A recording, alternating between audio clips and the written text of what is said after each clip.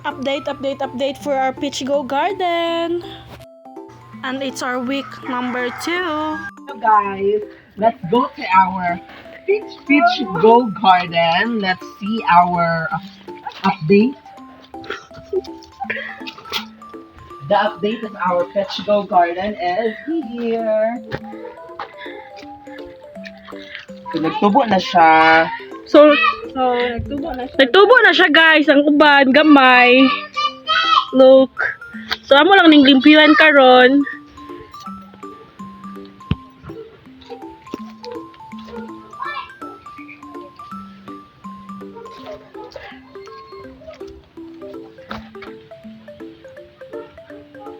Pero ano ninyo ba? Noon, tataka na bitong ka ng...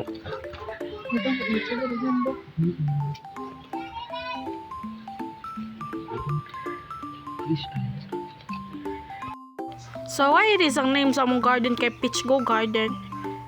It's because ang peach gikan sa tanam namo nga short for pechay, while ago gikan namo nakuha kang Alice Go, so gioban din namo siya, so it's Peach Go Garden. So among pechay guys kay ga hinayni na siya tubo. So kung mag-abot sa November or October murag dako na ni siya, pwede na ni siya mabinta, I think.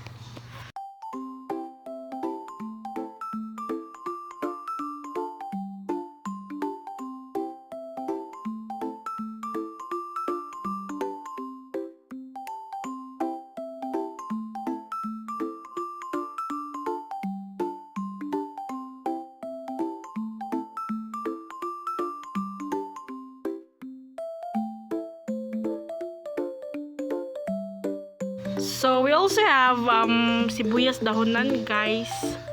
Yes. And tomato, kamatis.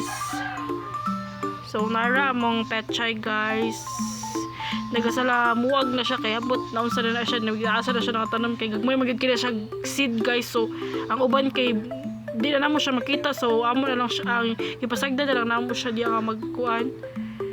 So nara gagmay pagid siya. Basig next week dako-dako na ni siya. I hope ko dili na siya kuan sa iro kay usay ganay gakuan nga mga dogs. So mao na to ang update sa among Peach Go Garden guys. See you for the next update.